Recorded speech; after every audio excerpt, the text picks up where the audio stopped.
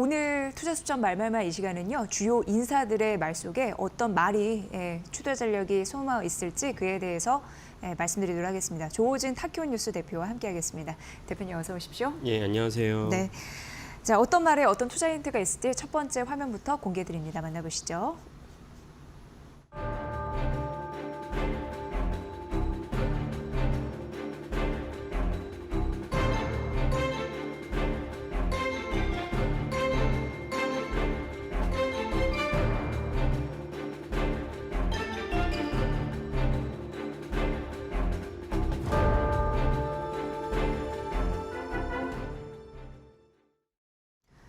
네, 그러고 보니까 오늘이 1월 3일인데 딱 한 달이 됐네요. 계엄 사태 터진 이후에. 맞습니다. 어떻게 그동안 보셨습니까? 예. 12월 3일 날 이제 그 많은 국민들이 이제 뭐 한밤중에 놀라셨던 계엄 사태가 되니까 한 달이 됐습니다. 네. 그 당시에 이제 계엄이라는 단어에 저는 그래도 어느 정도 나이가 있고 그래서 이제 뭐 그 예를 들면 112 제가 79년도 초등학교 1학년이었는데 뭐 그런 것들을 뭐 쭉 현대사를 통해서 이제 관통하면서 계엄이라는 단어를 이렇게 들어는 봤지만 많은 분들이 20, 30대 분들은 아마 계엄이라는 단어가 사실 무엇인지 아마 처음 듣는 분도 계셨을 정도로 계엄은 사실은 우리 한국 현대사에서는 예전 일이지만 이제는 뭐 다 지나간 박물관에나 가야 있을 법한 단어가 갑자기 이제 촉발되면서 우리나라 이제 삼국사에 큰 어떤 파장을 일으켰습니다. 그래서 한 달이 됐는데요. 그 한 달 된 것을 좀 이렇게 한 달이 지났는데 오늘 시점에서 또 한번 짚어볼 만한 일이 있어서 우리가 살펴보고자 합니다. 갑자기 그 말씀하시니까 저희도 이제 방송국이잖아요. 그런데 어떠한 교수님이 그 비하인드 스토리로 그런 말씀하시더라고요. 계엄 사태가 딱 터진 이후에 어떤 방송국에서 젊은 작가님이 전화 주셨다고 나오라고. 근데 계엄 터지면 방송국 출연 못하는 거라고. 그래서 아무것도 모른다고 그런 말씀하셨는데 좀 이해가 됩니다.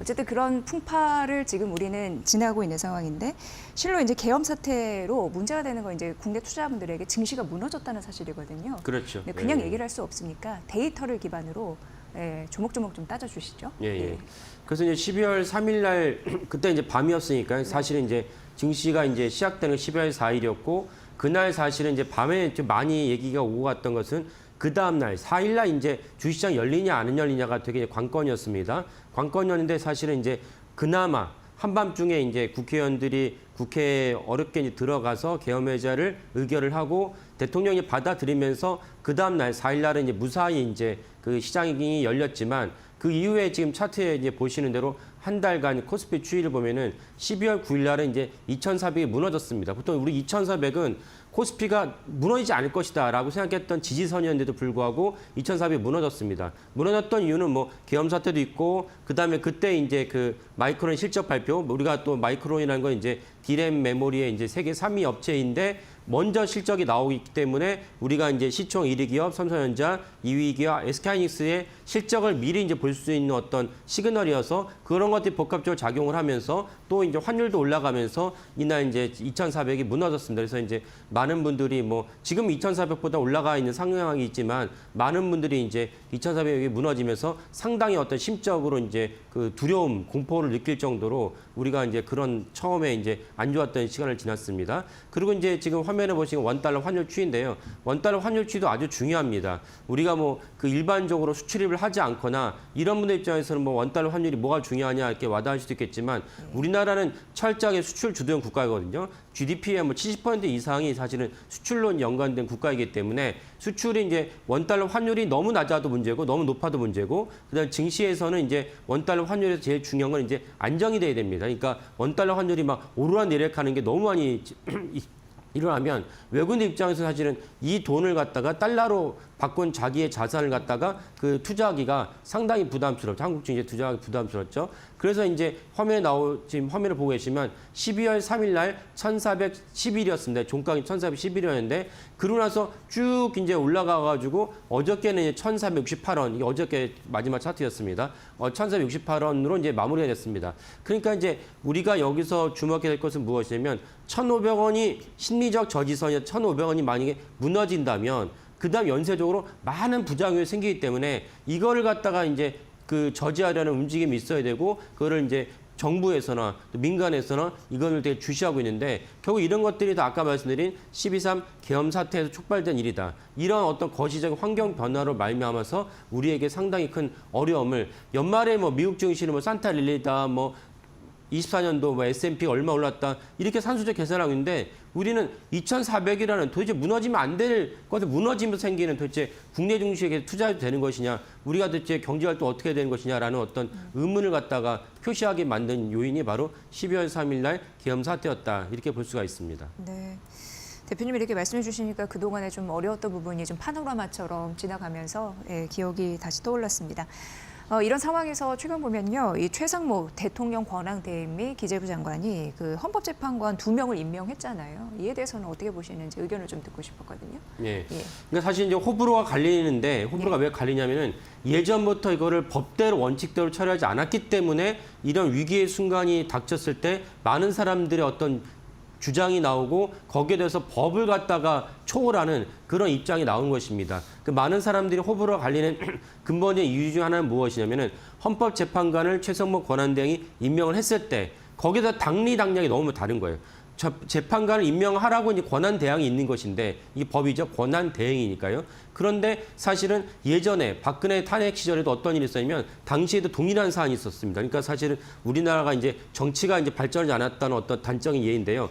그때도 헌법재판관을 추가로 임명을 했어야 되는데 당시에 황교안 그 대행이었죠. 황교안 총리가 이제 박근혜 대통령이 탄핵이 되면서 황교안 총리가 권한 대행을 하고 있었습니다. 그래서 황교안 대행이 똑같은 절차를 밟아가지고 헌법재판관을 추가로 임명해야 되는데 임명을 해야 되죠. 근데 그 당시 민주당이 임명하지 말라고 그랬어요. 야, 네가 권한대행이지, 네가 권한대행으로서 임명할 권한이 없다라고 그때 민주당이 지금 그때 민주당 지금 민주당이랑 비슷한 분들이 이제 요직을 차지하고 계십니다. 임명하지 말라고 그랬어요. 그래서 황교안 대행이 굳이 또 분란을 일으키면서 임명하지 않겠다라고 해서 임명하지 않았어요. 근데 지금은 입장이 바뀌어가지고 이제 이재명 당대표를 비롯한 민주당에서는 시종일관 집요하게 이제 그 한덕수 총리에게 임명하라 그러고 근데 한덕수 총리가 이제 탄핵됐으니까 그 다음 권한대행에 이제 최상목 권한대행이 임명하느냐 마느냐 고심을 하다가 임명을 했어요. 그러니까 여기서 제가 말씀드린 건 뭐 1차적으로 우리가 법대로 나라를 운영했을 때 법대로 이제 국가가 통치됐을 때 우리에게 끼치는 손실과 어려움은 사실은 작다. 우리가 교통 신호등을 지켜야 될 때 나는 저쪽에서 보니까 차가 안 오니까 나는 횡단보도를 건너고 싶지만 빨간불에도 건너고 싶지만은 사실은 교통 신호를 지키려고 할 때 나 자신의 문제에서 벗어나서 국가 전체적으로 큰 어떤 유익이 있다는 것을 우리가 반드시 주지하고 그래서 이번에 최상목 권한대행이 이쪽 국민의힘이나 대통령실에서는 임명하지 않았으면 좋았다고 원했고 민주당에서는 이번에 또 입장이 바뀌어서 임명하길 원했어요. 근데 그런 것들을 다 염두에 두고 계시다가 최상목 권한대행 입장에서는 임명을 했어요. 임명을 했는데 법대로 했음에도 불구하고 양측에서 다 문제를 삼으면서 비판을 많이 했습니다. 비판을 많이 했기 때문에 사실은 또 우리나라 입장에서는 우리나라 이제 일반 시민들 입장에서는 아니 도대체 어떻게 하라는 얘기냐? 그러면 또 임명하지 말아야 되는 것이냐? 이런 것들에 대해서 이제 우리가 불필요한 에너지 소모를 좀 썼기도 했습니다. 탄핵 심리가 보다 빨라질 거라고 보십니까? 어떻게 보세요? 그렇죠. 결국 이제 그 최상목 권한대행이 이제 임명하지 말았으면 하는 그 주장은 뭐냐면 탄핵 심리가 가급적이 좀 늦어지면 좋겠다라는 어떤 맥락에서 임명하지 말라라고 요청을 했던 것이고 민주당에서는 이제 탄핵 심리를 빨리 했으면 좋겠다라는 이제 맥락에서 임명하기를 원했던 것입니다. 그러니까 이게 각자의 당리당략에는 있지만은 거기에 따라서 호불호가 갈릴 수 있지만 그러나 집행자 입장에서 법의 집행자 입장에서는 행정 어떤 장관이나 강요 입장에서는 법에 따라서 행정을 갖다 펼치는 것이 향후 장기적으로는 옳다. 마치 주식투자에 있어서 테마주가 오르락내리락하지만은 주식투자의 본질인 내가 저평가된 회사를 갖다가 골라서 분석을 해서 이 회사의 주주가 되어서 이 회사 일원이 되어서 이 회사의 가치가 올라갔을 때 내가 이익을 갖다가 나도 혹시 향유하겠다. 성과를 나누겠다는 게 주식투자의 본질 아닙니까? 마찬가지로 민주주의 법치사회에서는 법대로 이렇게 위기의 순간에는 법대로 운영을 했을 때 사실 민주국가 우리나라 대한민국에서는 큰 어떤 버팀목이 된다는 것을 우리가 알 수 있습니다. 그래서 최상목 권한대행이 2명을 임명을 했고 여기에 호불호가 갈리긴 하겠지만 그러나 사실은 장기적으로 봤을 때는 분명하게 그 긍정적인 역할이고 그 좋은 결단이다라고 이제 우리가 평가를 하겠습니다. 투자자 입장에서는 사실 빠르게 안정을 찾고 정상화하는 걸 보고 싶을 겁니다. 무엇보다도 이제 문제가 되고 있는 국내 경제 굉장히 심각한 상황인데 이전 대비해서 빠르게 또 안정을 취했으면 하거든요. 이게 많은 투자자들이 바라는 바일 겁니다. 어떻게 보십니까? 그렇죠. 그러니까 아까 제가 법을 계속 말씀드리지만 비정상을 정상으로 만드는 이제 과정을 예. 수순을 느리긴 하고 또 우리가 뭐 불필요하게 뭐 이런 것도 있구나 뭐 계엄이라는 것도 처음 알아야 되고 헌법재판관이 9인이었는데 지금 6명밖에 없어 왜 3명이 공석이지 이런 것도 불필요하게 알아야 되는 소모적인 것도 있긴 하지만 그 소모적인 것은 비정상화를 정상으로 가는 길목에 있기 때문에 하나하나 밟으면 다시 이제 우리가 일상생활에 정상화로 돌아오고 그것은 사실은 아까 말씀드린 대로 주식시장이나 경제활동에 긍정적인 측면으로 작동한다라고 이제 우리가 볼 수 있습니다. 그래서 어저께 사실은 이제 환율이 그러니까 그 1월 1일 날 연휴였고 그 1월 1일 날 공휴일이었고 어저께 주식시장 열렸는데 열리고 나서 어저께 마감을 한 것을 보면은 이제 원달러 환율이 어저께 10원이 내려갔습니다.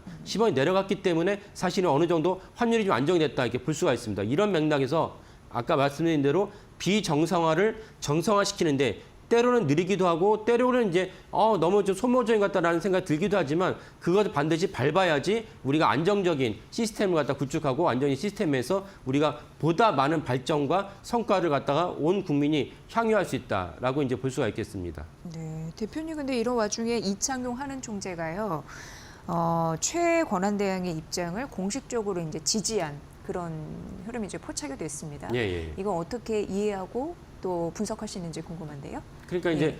그 당시 최상목 권한대행이 이제 헌법재판관 2명을 임명하면서 네. 국무회의에서 뭐 몇몇 분들은 국무위원도 아닌 분들이 또 강력하게 최상목 그 권한대행을 비판을 했다. 이런 뉴스가 접해졌는데 이창용 총재는 뭐 국무위원은 아닙니다. 국무위원은 아니지만은 공적인 자리죠. 공적인 자리로서 우리나라의 금리를 갖다 혼자 결정하는 것은 아니지만 금리를 갖다 인하하거나 인상하는데 중요한 어떤 역할을 갖고 계신 분입니다. 그래서 이창용 한은 총재가 최선목 권한대행이 고뇌에 차한 2명을 임명을 했는데 왜냐하면 양쪽이 서로 거기에 대해서 호불호가 갈리니까요.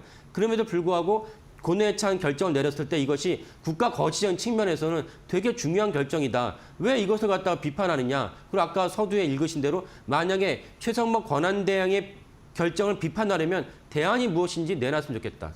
지금 아까 이제 처음에 환율 차트를 보여드렸지만 1,411원에서 1,500원에 육박하는 급격하게 지금 환율이 이제 증가하고 있는 그 원화 가치가 절하되고 있는 이 상황에서 최성목 권한대행이 우리의 어떤 시장 경제 불안전성을 갖다가 보다 안정하려면 비정상을 정상화하려고 그러면 그래서 고뇌에 찬 2명을 임명을 했는데 만약에 그것이 싫으면 거기에 대한 대안을 가져와라. 우리가 비정상화를 정상화로 가는 길에 이것 말고 또 대안이 있으면 가져와라. 라고 이제 얘기하신 거고 이 공식적인 그 설명인데 이 설명이 왜 공식적인 설명이 중요하냐면 비선에서 아니면 기자들에게 한은에서 기자들한테 이창용 총재는 최성목 권한대행의 입장을 지지하면 이게 아니고 신년사에서 이창용 총재가 그걸 분명히 얘기했어요. 그리고 신년사 끝나고 나서도 기자실을 방문해서 여기에 대해서 본인이 더 추가로 설명했던 것입니다. 그만큼 이창용 총재 입장에서는 이번의 사태가 되게 심각한 경우이고 그걸 말미암아서 경제적으로 우리가 어려움을 끼칠 수 있기 때문에 이미 뭐 벌써 24년도에 뭐 자영업자, 폐업자가 너무 많다라는 뭐 기사가 나오고 있었습니다. 그런 가운데서 해외 신용평가사의 어떤 우리나라를 바라보는 시각도 우리가 고려해야 된다. 이런 것들 복합적으로 작용을 했을 때 이번에 최성목 권한대행의 결정은 올바른 것이다라고 이창용 총재가 공식적으로 멘트를 한 것입니다. 그러니까 이런 맥락에서 더불어서 최성목 권한대행의 결정, 그다음에 우리가 비정상을 정상으로 가는 그 과정에서 우리가 겪어야 될 일이 무엇인지를 차분히 살펴보면 우리의 지금 겪는 혼란이 그나마 조금이라도 줄어들면서 강도도 약해지지 않을까 싶습니다. 네, 지금 뭐 신용 등급 요 이슈까지 거론이 돼서 좀 살펴봐야 되는데 해외 신용평가사가 국내 신용평가 등급을 내리면 여러 가지 불이익이 있기 마련이라면서요. 예, 그렇죠. 그건 좀 예. 당연한 일이겠죠. 예. 그러니까 우리도 지금 시청하신 분들 개인 신용평가를 등급을 갖고 점수를 갖고 있는데 그 점수에 따라서 내가 카드 발급할 때나 아니면 내가 은행에 대출 받을 때나 대출하는 금리가 다 차별화됩니다. 그러니까 내가 신용 등급이 안 좋으면 대출 금리 올라가는 것이고 이게 자본주의 시장 경제의 원리입니다. 동일한 원리가 국가에도 적용이 됩니다. 그래서 그 무디스나 S&P나 3대 신용평가사가 한국을 비롯한 주요 국가에 대해서 신용평가 등급을 매기는데 등급이 단순하게 있는 숫자가 아니에요. 등급에 따라서 대한민국이 국채를 발행할 때 등급에 따라서 대한민국이 여러 가지 외화 수단을 갖다가 조달할 때 거기 다 이자가 다 연계됩니다. 그러면 불필요하게 지금은 우리가 현재 3대 신용평가의 최상위 등급을 유지하고 있는데 이번 사태를 말미암아서 3대 신용평가가 한국 좀 위험하다라고 하면은 그 등급을 갖다 낮추거나 아니면은 전망도 있습니다. 내가 조만간 추이를 보는데 이 지금 일단은 전망이 부정적이다. 이 부정적 전망이 현 상황이 그대로 유지되면 실제로 이제 부정적 전망을 실현시킬 것이다. 이런 어떤 그 수순을 밟게 되는데 그런 것들을 됐을 때 단순한 숫자가 아닙니다. 그러면 숫자가 아니기 때문에 아까 말씀드린 대로 대한민국이 국채를 발행했을 때 국채 조달 금리가 달라집니다. 이거는 대한민국 모든 사람에게 즉각적으로 나에게 피부에 와닿는 건 아니지만 국가 전체적으로나 우리 후세에게 불필요한 대한민국의 부채를 갖다가 양산하는, 증가시키는 그 요인이 된다. 그리고 또 하나 대한민국에 존속된 기업들 역시 많은 채권을 발행하고 그 자금을 융자해야 되는데 그때도 역시 금리가 붙습니다. 금리가 붙는데 여기에도 이제 대한민국의 신용등급이 낮은 기업에 다른 이제 개별 기업의 신용등급이 우수할지라도 여기에 단위 연계될 수밖에 없습니다. 그리고 아까 말씀드린 그 외환 그 원달러 환율이 높아졌을 때 결국 우리가 겪는 가장 큰 어떤 트라우마 무엇이냐면은 우리가 97년도에 가장 그 12월 달에 그 IMF 사태를 갖다 받으면서 그 직후에 엄청난 대량 실업자가 양산됐습니다. 아마 지금 시청하시는 분들 중에 40대 미만인 분들은 잘 이해가 안 가실 텐데 우리나라 노숙자가 언제 생겼냐면은 IMF 직후에 생겼습니다. 그 전까지 우리나라 노숙자라는 게 없었습니다. 이렇듯이 우리가 국채랑 그 외환보유고 지금은 4천억 달러가 넘으니까 IMF 같은 건 안 나겠지만 그러나 하는 총재 입장에서는 그 미리미리 예방하는 차원에서 이번에 정치권에 있었던 불필요한 논쟁에 대해서 본인이 건강한 어떤 시각을 제시하셨다라고 이제 봅니다. 네. 이게 장기화되면 여러 가지 불편한 상황이 있을 텐데 어떤 점을 이제 앞으로 포인트로 보면 될까요? 그래서 이제 아까 봤을 때는 일단 S&P나 이제 그 무디스 같은 3대 신용평가가 우리가 지속적으로 이제 의견을 갖다 교환해야 됩니다. 그러니까 우리가 이제 증권사나 그 연기금에서 어떤 회사에 대해서 투자를 할 때 투자 리포트가 나오기 전까지 많은 이제 커뮤니케이션이 있습니다. 그래서 커뮤니케이션이 있어가지고 야 내가 궁금한 게 이런 사안인데 너네 이런 사안에서 어떻게 이제 답을 갖고 있니?라고 능동적으로 적극적으로 답변을 할 때 애널리스트가 그럼 내가 이 회사에 대해서 내가 궁금한 것이 해소가 됐고 그 이 회사에 대해서 사람이 말이 아다르고 어다르지 않습니까? 네. 거기에 대해서 이제 긍정적인 뉘앙스나 리포트가 담겨진 것입니다. 그 국민연금도 마찬가지로 국민연금도 수시로 우리나라 주요 기업에 다 투자를 해서 지분을 갖고 있는데 국민연금이 수시로 이 회사에 야 너네 임원이 왜 자격 없는 임원인데 왜 임원을 달려고 그래? 왜 등기사 되려고 그래? 그런 문제까지 제기를 합니다. 근데 그 해당 기업이 국민연금이 뭐라 하든 나 우리 갈 바를 가겠어. 그러면 국민연금이 그 회사 투자하겠습니까? 투자 안 하죠. 국민연금이 투자를 못 받으면은 당연히 이제 주가가 올라갈 수 있는 길이 막히는 것입니다. 그러니까 경영진은 모든 주주를 대신해서 그 경영을 해야 되는 임무가 있기 때문에 역시 그 동일하게 국민연금이 해당 종목에서 투자를 하시고 커뮤니케이션 하듯이 3대 신용평가사에 우리나라 국가의 지도자들, 경제수뇌부나 하는 총재 역시 신용평가사가 질문한 것에서 차분하게 답변해야 될 의무가 있고 그런 적절한 커뮤니케이션을 했다라고 이제 이해가 됩니다. 네, 아무쪼록 뭐니 해도요. 제일 중요한 건 국가의 신용등급 하향, 이건 좀 막아야 된다라는 게 주제입니다. 자, 오늘 투자수첩 말말말 함께했고요. 조호진 타키오뉴스 대표의 분석으로 들으셨습니다. 대표님 잘 들었습니다. 예, 감사합니다.